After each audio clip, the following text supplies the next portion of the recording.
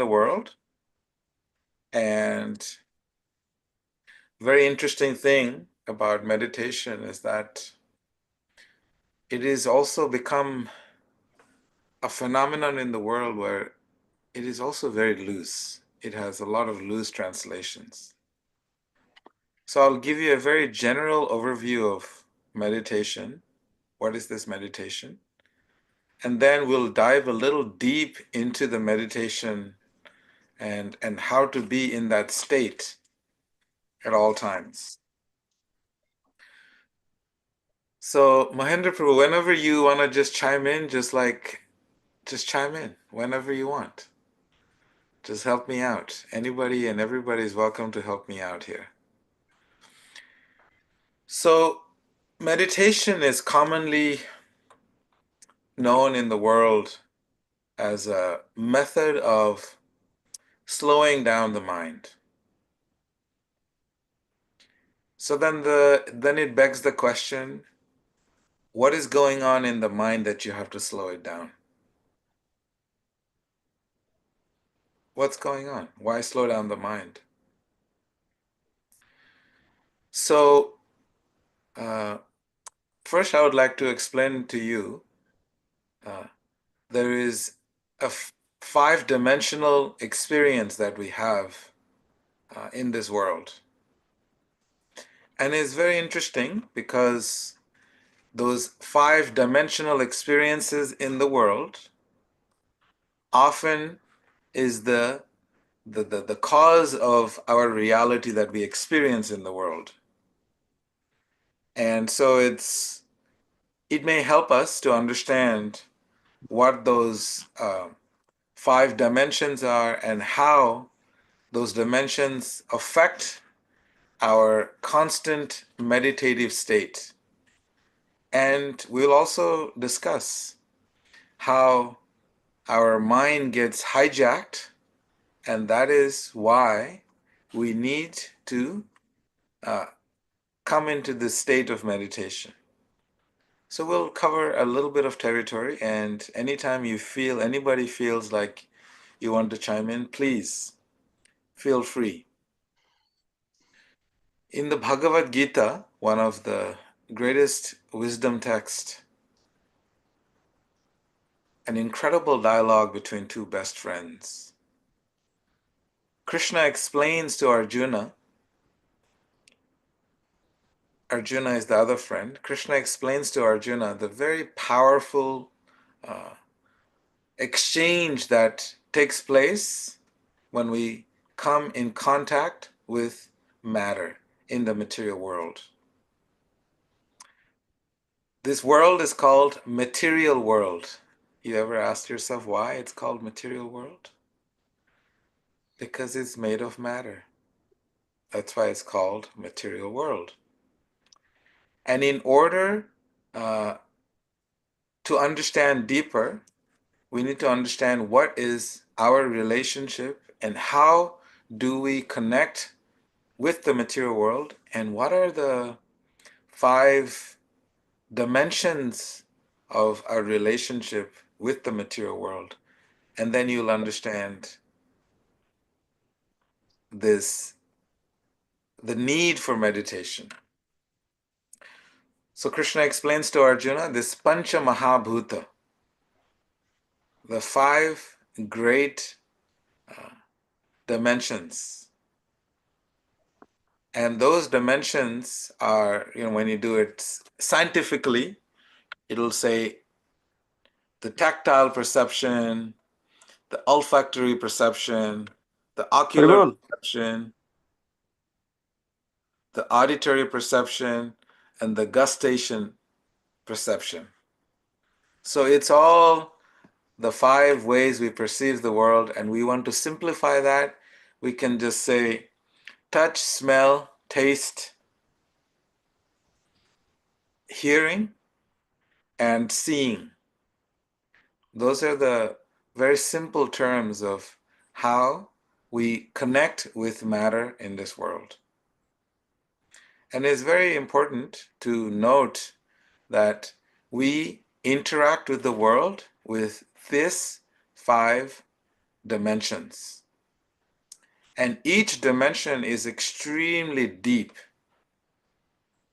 in its impact of how it alters our choices, our experience, our interactions, and our ability to connect beyond the senses.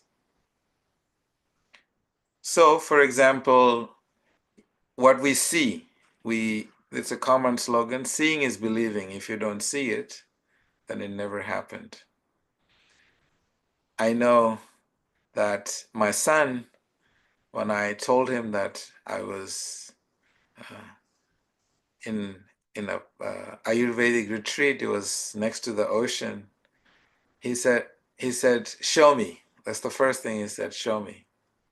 He wanted to see that. He wanted proof, and so it's a way that people feel that if they see it, that means it's the truth. Otherwise, it didn't happen. So something called a picture proof, and it's a very common phenomenon in this world that we have to see it. We have to see it. First, we hear about it, and then we have the need to see it, and then we have the need to experience it, and then we have the need to touch it.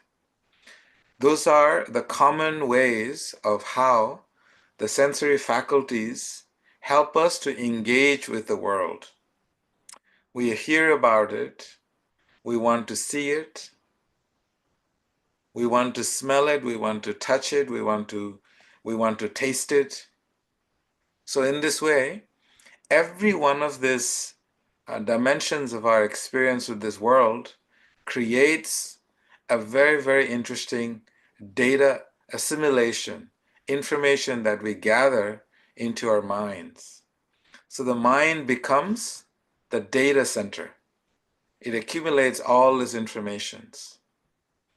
And when this information is gathered in the data center, then what happens, it becomes an overload because there is so much information, so much information. What do we do with it? What do we do with it?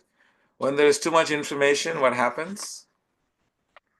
We often freeze. When there's too many choices, when you go to shop in Walmart, you will notice that there is, just shampoo, at least 20, 30 different kinds of shampoo. And when we go there, we get so confused, we don't know what to get. We end up spending so much time and trying to read all the labels, and we realize that they all are the same thing, but just different packaging, if we are conscious of it. So this is how our mind is constantly moving at a very, very fast pace because we are constantly engaged with the material world in varieties of ways through our five-dimensional experience that we have with the world. And so therefore, meditation is a requirement to slow down the mind. Slow down the mind because the reality of the reason we went into Walmart to shop, that reality has been altered. What? You go in to buy shampoo, you end up buying a basket full of things. I don't know if it has ever happened to you. Raise your hand if it happens to you. You want to go buy one thing and you buy 10 things. So you may experience that. It happens. Because what happens is our reality shifts and gets altered. And we have many more sensory activation that requires us to engage with. And so therefore, meditation is a way to slow down the mind so that we can see the reality. Very interesting, because when the mind is active, we cannot see the reality. Many times when people are anxious and so much is going on in their life, we just say, just breathe, breathe, breathe, just slow down, slow down. So this slowing down of the process is called the rhythm. You're wondering, what is the rhythm? Everything in this world has a rhythm. In Vrindavan, they have 6 seasons. They have the spring, the fall, the winter, and they have 6 seasons, and every season is called, it's called a rhythm. In Sanskrit, it's called the rita or ritam, rito, vasanta rito, or the rhythm of the springs. So everything has a rhythm. And when our mind is overly active, that means our rhythm is off. Can you imagine you're trying to do a kirtan and the drummer just goes off in his own tangent? What will happen? What will happen is chaos. You will lose yourself. You won't know what's going on. It'll be, people will be disturbed. So this rhythm is a very important key. So this rhythm is what the yoga texts are saying, how to connect with the rhythm of this cosmic creation. And that is why meditation is extremely important. And it also explains that in order to understand rhythm, one must have a teacher. For everything in this world, practically everything, we must have a teacher. So similarly, in order to understand the rhythm of this universe, one must have a teacher or a guide or a guru that guides ones through the process. And what does the teacher do? What is the process? It's very simple. It's not just they teach you how to sing and how to understand the beats, but they actually teach you the cosmic rhythm. They understand the very principle of why you are there in the first place. And that is the desires that are accumulated in the heart due to the engagement to the material world, and the rhythm has been expedited. Why is that rhythm expedited? So the teacher knows that. And that is in Sanskrit called vasana. In one of the great writings of Narottam Das Thakur, one of the great saints of Vrindavan, he says, Sangsara Vasana Mora Kobe Tucha Hobe. In Sanskrit, in Bengali, he very beautifully points out that the day the vasanas, the desires that have been accumulated over millions of lifetimes, we are in this world due to a desire, due to an attachment to a strong desire. And what is that desire? So the guru's or the teacher's responsibility is to help you to understand, help us to understand what is that desire that is causing us to expedite this rhythm that we need to slow ourselves down. And so this is why you'll notice that rhythm means it's poetic, it's melodic, it's sweet, it's soothing. That's why one other reason, side note, you'll notice that all Sanskrit writings are in incredible poetry. Bhagavad Gita, 700 texts, is very poetic. It can be recited. It was spoken in 48 minutes. So now imagine just speaking poetry to each other. That is a rhythm. And the spiritual master or the guru or the teacher, what he or she is able to do is help us to identify the attachments that is thrown us off rhythm. So now in this meditation, we want to explain 3 ways or 3 levels of meditation. Meditation is a varieties of degrees, which I won't get into now, but just 3 layers of meditation. First one, you may have heard this, meditation on the level of bhautika, 3 levels, right? We talked about the 5-dimensional experience and now the 3 levels of meditation. The first level is the bhautika level. Bhautika level means something with the bhuta, something with gross meditation. That means you have to sit your body down. You have to sit comfortably. You have to literally, there is a physical movement. There is a physical necessity. So it's something to do with the physical body or gross body that is that is engaged in that meditative process. So that means the practical movement of, in Sanskrit, another term is used, Pancharatrika Vidhi, or the process of 5 nights, which is actually a wisdom text that was spoken in 5 nights. That's why it's called Pancharatrika. Pancha means 5, Ratrika means nights. So in that wisdom text that was explained between a guru and a disciple in 5 nights, that's Pancharatrika Vidhi, it is all related to how to engage the body in the art of meditation. How to engage the body, the limbs, and the senses in the art of meditation. So this is called the first level, the bhautika level. Does anybody want to chime in? Did I lose everybody? Am I going? Okay. You're still all with me, right?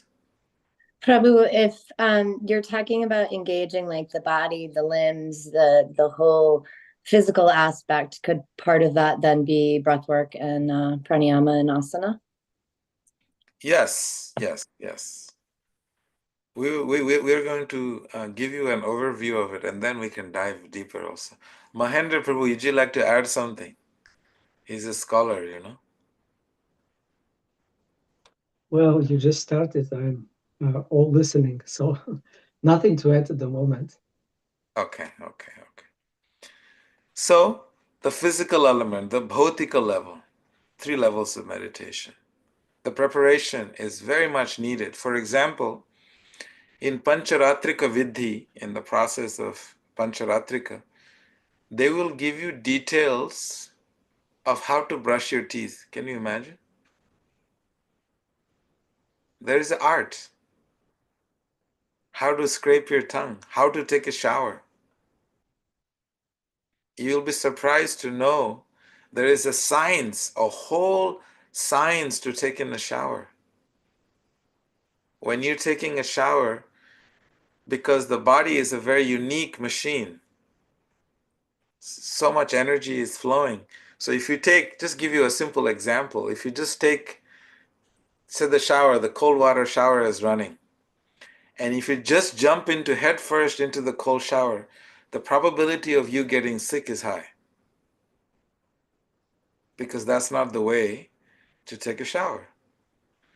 You have to stand in the shower, you collect the water temperature, and you sprinkle it on your feet and then on your head, and then the energies, the temperatures from both sides, they meet in the center of your body, and then you jump into the shower. Like a simple example, right? On how to jump into a shower so you don't get sick. So all these details are there, part of the Bhautika Kriya, and that is there in Pancharatrika, in this wisdom text called the Pancharatrika. Then the next level, Pancharatrika process, it's a very, very big process. It's actually the biggest preparation, is the biggest process of meditation. Some people think you just sit and close your eyes and get into a meditation. Yes, that might also work to a degree, but the process of meditation, when you do it very thoroughly, it requires a lot of preparation, physical, mental preparation. The second level of meditation that we understand is called Daivika. Daivika. Daivika means the subtle plane or the plane of the dimensions of higher beings or higher plane of existence. Daivika generally means devatas or celestial beings, and it also means uh, that the mind is engaged in this process. The word Indra, who is the leader of the celestial beings in the heavenly regions, the word Indra comes from the word Indriya. Indriya means the senses. So Indra, the mind is the king of all the senses. We studied the 5 dimensions, so the mind is the 6th dimension of experience that we have. So in this plane is very, very powerful and beautiful to understand. That the energies, the subtle energies that you can feel is really, really palpable. For example, when we go to Rishikesh and Vrindavan on our pilgrimages every year, these yoga pilgrimages, right? What is one of the most common experiences that we all have? The experience is that when we go to such places, something happens, an external force influences your subtle plane of existence. I give you an example. 2 years ago, one of the pilgrims that went with me, she's this corporate lady from California, and she didn't believe God exists or divine. All of this thing is too abstract for her, but she just wanted to go because her friend was coming. So she came. And when we were sitting on this bank of this sacred lake, it's considered to be the anchor of the entire cosmic creation, the energetic force, the energetic anchor of this cosmic creation. We sat on the bank of that lake, and I was just sharing some stories of the lake and the potency that it has uh, to transform and change our hearts. And I remember she just sat there and she just started bawling. And she's a woman that doesn't believe in God or any of this divine stuff, but she started to bawl. She started to cry so profusely. And it makes no sense for someone to just start crying out of nowhere, someone who's not a very EQ person. EQ meaning emotional quotient. Someone who's just an IQ person. So it was very interesting for her to experience this. And I remember asking her, what's going on? Is everything okay? Are you okay? And her response was, I do not know what happened to me. Something happened, this energy of deep love inside of me that it felt like it had been uh, locked, and it had been crusted and it had been calcified, somehow just uh, an eruption of this feeling of deep love inside of me. And she started to explain this deep feeling of love she started to feel inside. So the reason I'm telling you this story is when you go to such places, those are the non-physical plane, those are the subtle plane of existence. And what is that subtle plane of existence? Those are the experiences that sages have had for thousands of years in those exact sacred geographical locations that are still present in the world today. When we enter that space, we are allowing those samskaras, those impressions that those sages have left in those places to enter our being. And that is why we go to places of pilgrimage. We want to experience what they have experienced. So this level of meditation is called daivika, where you're able to experience higher planes of existence, higher frequencies, higher vibrations of existence within yourself. And this can be experienced by going to these sacred geometrical energetic vortexes in the world. So that is the level of daivika, level of meditation. Does that make any sense? Anybody would like to add anything or subtract anything from that one?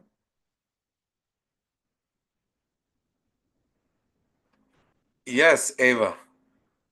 Yes, I have a question on that because you said you experience it within yourself. So what is the within yourself mean there? Yes. All experiences happen within. Some are mental and some are physical and some are actually so deep in the heart. And so this experience will be deeper than the physical. So this is the subtle plane of existence, the subtle experience of meditation. And that happens when you go to that place. You can just sit there for hours till no end. You don't have to talk. You don't have to do anything. You can just be there and you are there. You're in the zone. I know many sages from the US and Europe that actually go to these places for months at a time. I know Mahendra Prabhu was there. He spends 1 month out of his life in that space.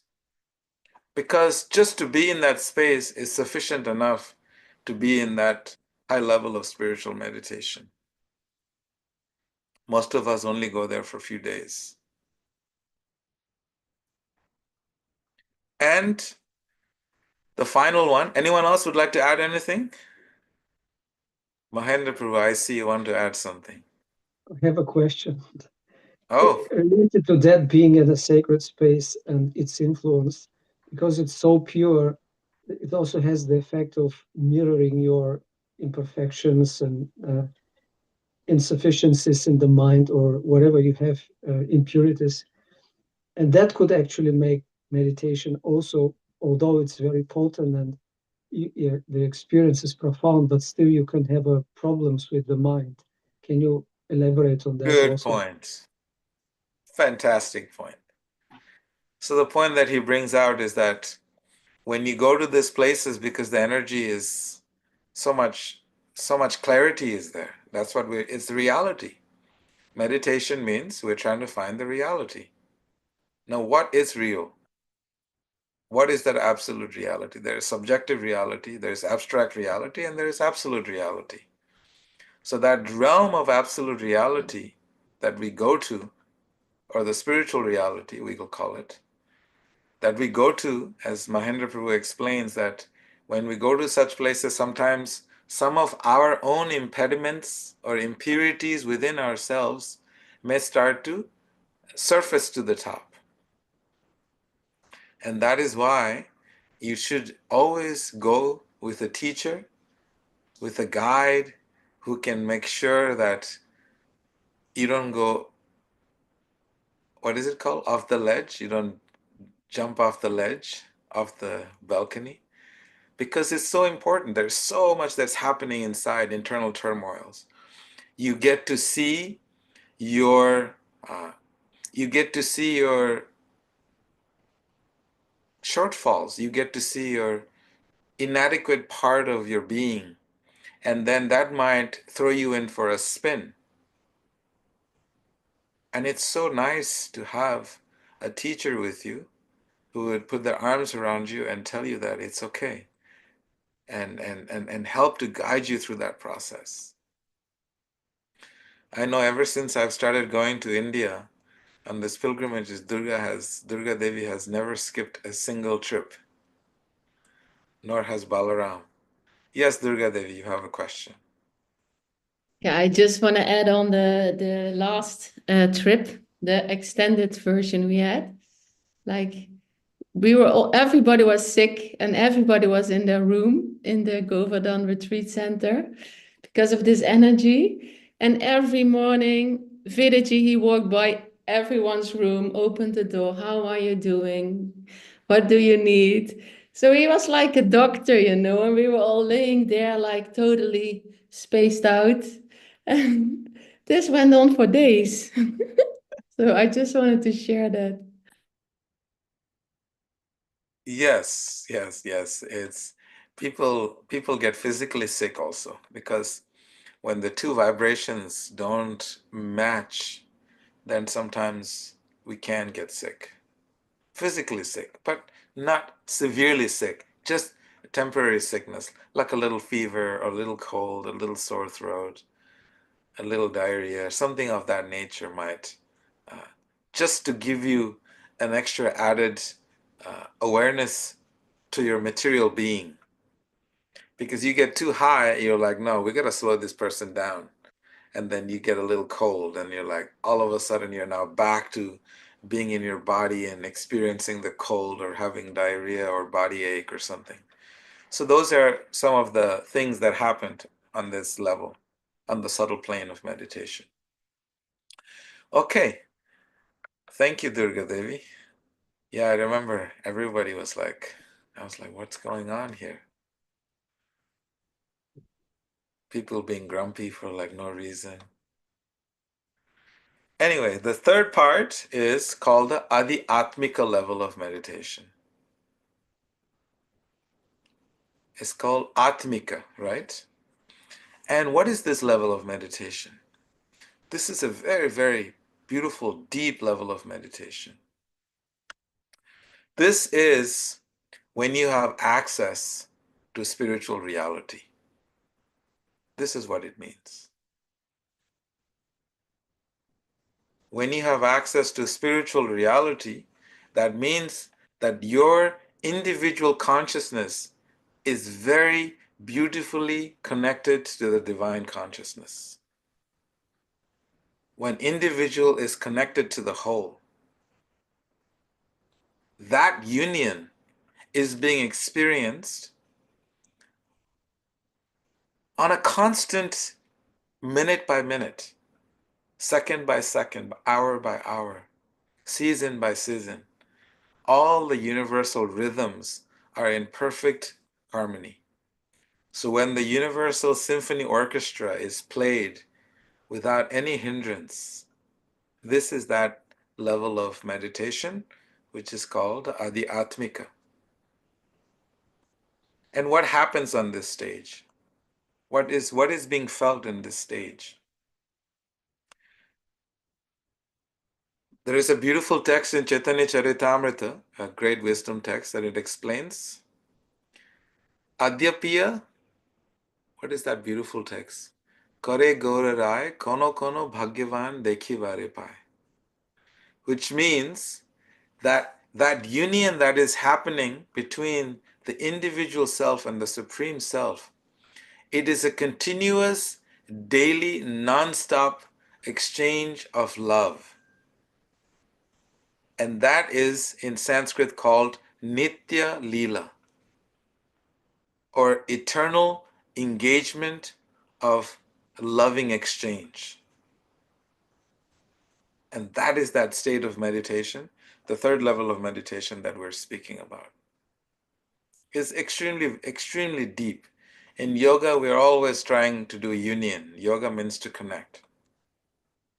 But what is happening in that connection? What is the content of that connection? What is the intent of that connection? And in this particular stage, in this Adhyatmika level of meditation, that union with God, union with divine is being experienced. At every circumstance, at every situation, with every engagement with the material world, with your five-dimensional experiences, five-dimensional uh, experiences with the world, you are experiencing this loving exchange. And that is the ultimate level of the yogic meditation stage. And in Sanskrit, the word is called prema bhakti. Prema bhakti. That ever ever exchanging uh, love between the, the soul and the super soul, the individual's consciousness connected to the supreme consciousness. So this is what is happening in this third level of meditation. Okay, before I go into more details, does anybody have any more questions or comments or doubts on this? We're covering quite, yes, Mahendra Prabhu, please add something. Help me out here. I didn't raise my hand, it was just a gesture. Okay. Yeah, well, it's a wonderful analysis so far. Yeah, so it's this third level of the soul. It's very deep, as you say. It's a high level of a high stage, a high level of advancement, and we are actually, struggling usually in our daily attempts to come out of just the gross bodily identification and bring the mind to some certain calm to be able to actually, stay focused and hear the sound, if that's the meditation we do. By the way, there was a question in the chat asking, I forgot from whom, but what's the difference between the Buddhist and the Krishna conscious meditation? Who is asking this question?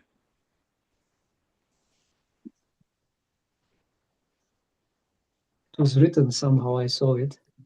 That'll be me, Prabhu. Yeah. Oh, beautiful. Thank you, Danny. Great question. Great question. Well, I practiced Buddhism for years, so I'd like to know the difference in the meditation. Yeah. Zen meditation, you got a lot of walking Yes. meditation, which is beautiful. Then you have Theravada, which is what I practiced for years. And most of what you're describing is actually answering my question anyway, because it sounds pretty much so similar to what I was taught years ago.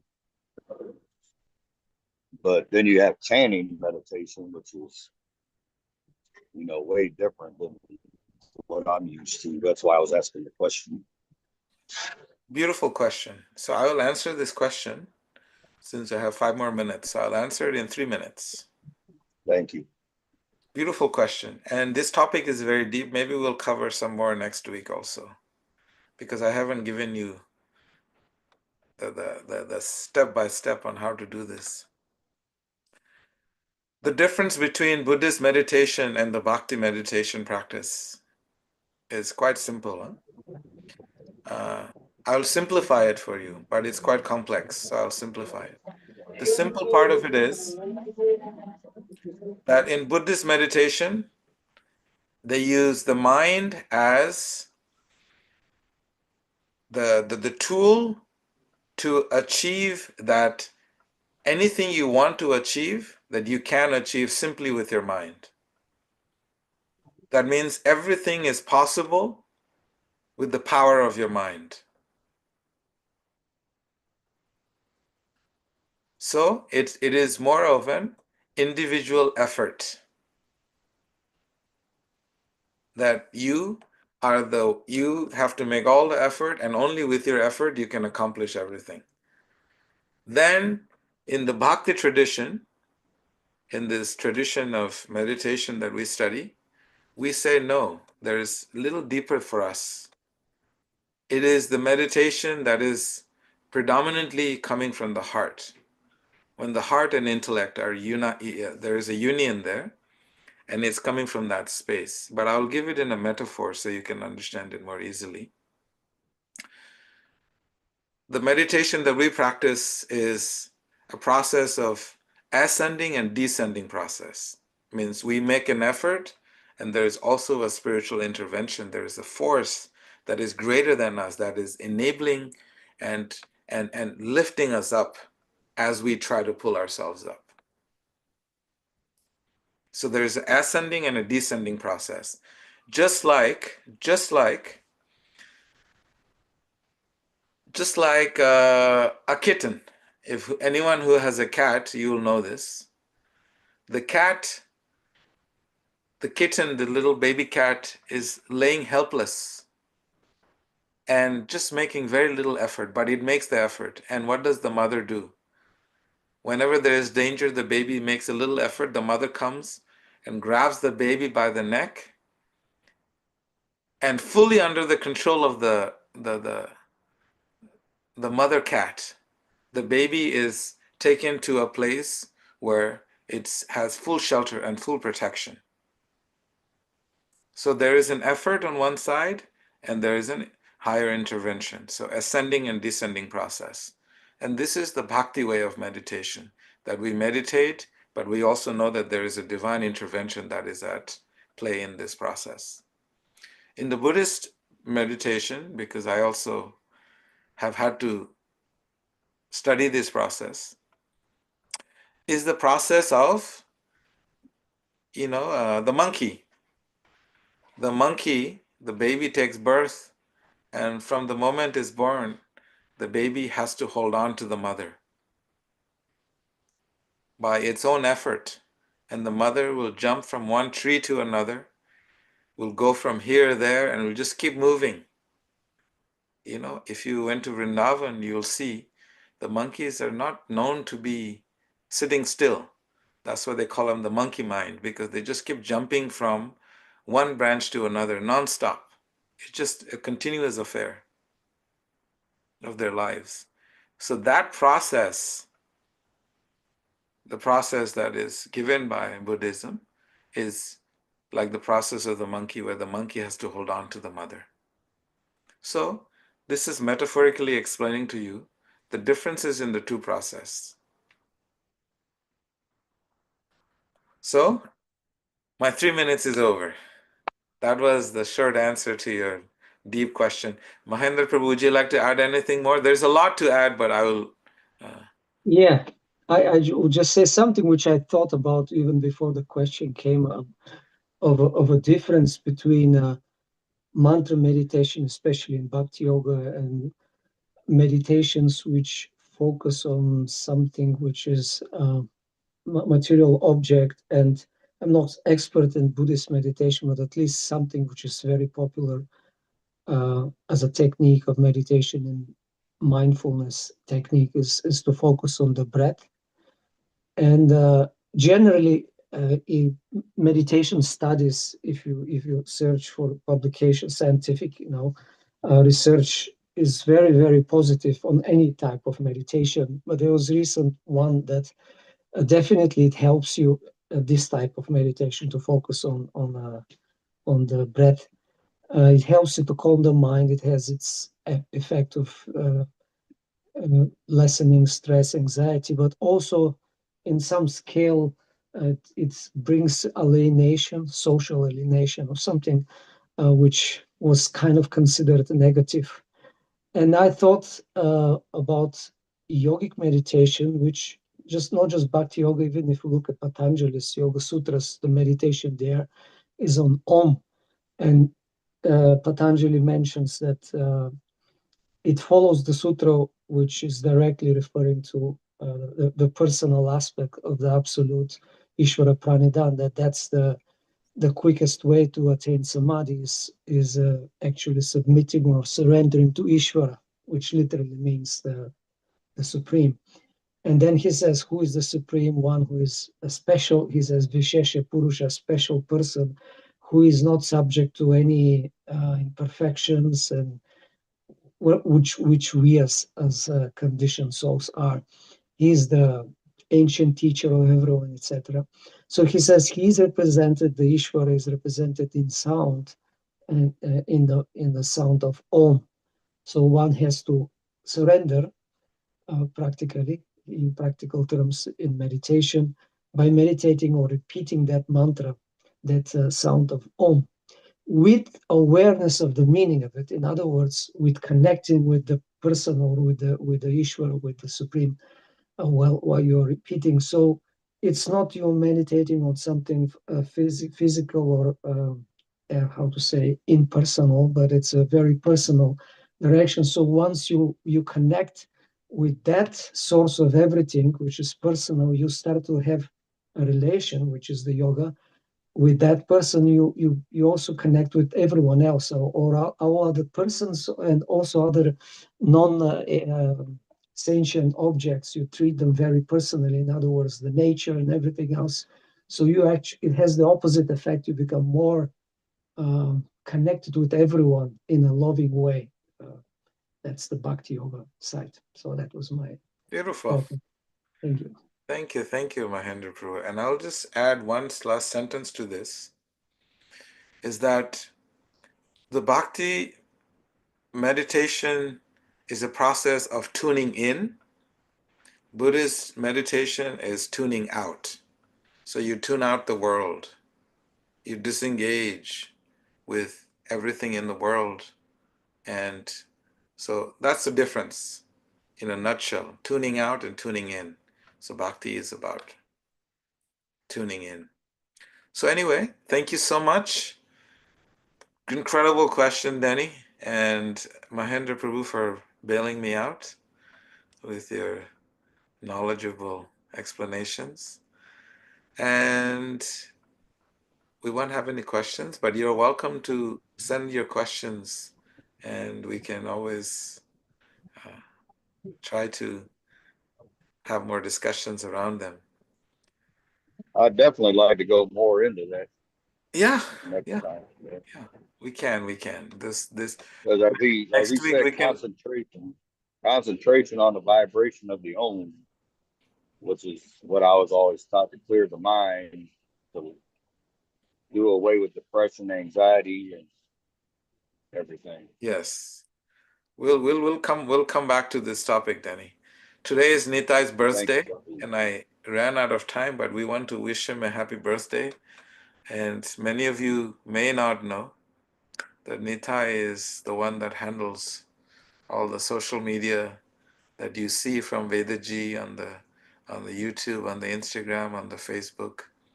He's the one that sits me down very humbly, asks me to answer questions, and edits the videos, and tells me what to say, and I'm just simply the mouthpiece. So this is what Nitai does. And so I'm very happy that he's here in the monk mode ashram here with me and doing so much incredible. Oh, somehow the screen. So much incredible seva here to hold us all together. He often asks me, you know, I'm doing all this seva. Is it going anywhere? Is it worth it? And I said, how do we gauge it? He said, well, there's only 2 people commenting on the post that I made. He puts hours and hours of effort into making a video for all of you. And then sometimes there's not even like a thank you or some emoji or something. And it's a little discouraging for him. He won't share it, but I'm sharing with all of you. So everything you see, if you acknowledge it, that means you're acknowledging Nitai's service.